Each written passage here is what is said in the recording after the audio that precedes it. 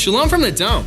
In 2018, progressives won a massive victory in Colorado elections. You, the voters, elected the nation's first openly gay man governor, elected progressives to all 3 constitutional offices, Attorney General, Secretary of State, and Treasurer, and the biggest progressive majorities in the legislature since the Roosevelt era. I shall not evade the clear course of duty that will then confront me. And when you voted for all these progressives, what you wanted was to get progressive things done, to leave our state better than we found it. Last week, those promises started to turn into reality, so let's give credit where it's due. 2 huge pieces of legislation are now just one short hop from Governor Jared Polis's desk. These are bills we've been talking about for years, and with progressive majorities, it's finally time to get it done. The first is a bill to give local communities, towns and cities like the ones you live in, more power to regulate oil and gas drilling within their boundaries. Nobody's shutting down energy production in Colorado like the bogus ads from the American Petroleum Institute are claiming.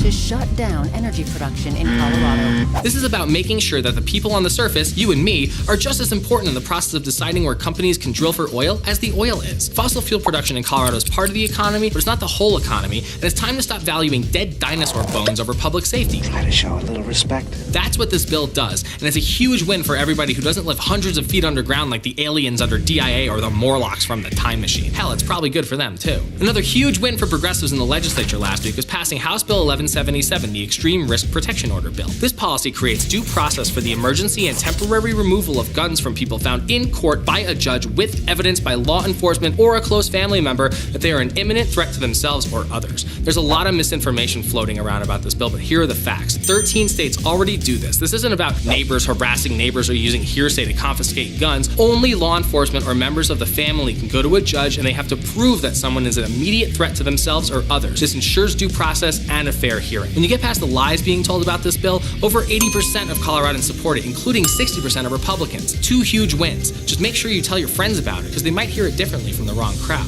And that brings us to the ugly part of last week in Colorado politics. We talked last week about some of the Nazis who were organizing a recall against Governor Jared Polis. Israel did 9/11, and Hitler was good to the German people.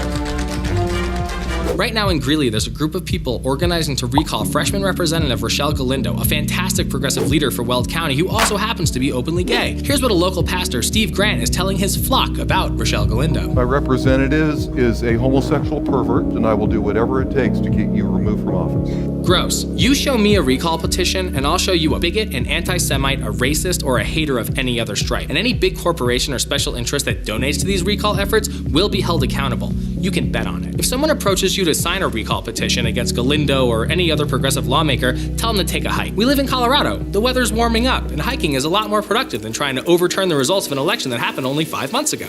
If you were looking for a fresh start from Colorado Republicans in 2019, you're gonna be disappointed. You see what he did? He French fried when he should have pizzaed. This weekend, the state GOP met and elected Congressman Ken Buck to be their new party chairman. Colorado Republicans got shellacked in 2004, 2006, 2008, 2012, 2016, and 2018. The party is out of touch and obsessed with wedge issues like trying to take rights away from LGBTQ folks, alienating immigrants and communities of color, trying to arm domestic violence abusers, and banning abortion instead of solving the problems that Coloradans actually need solved. Despite having 2 qualified women running, including one who actually won a razor-thin state house race in 2018, and a woman of color who's currently the party's vice chair, out of the 900,000 active registered Republicans in the state of Colorado, the party elected a proven loser to lead them into 2020. They have learned nothing. And that's it for episode 10. Thanks again for watching and commenting. Drop us a line, hit us up on Facebook, Twitter, or Instagram, or tell us what you think in the comments. See you next week.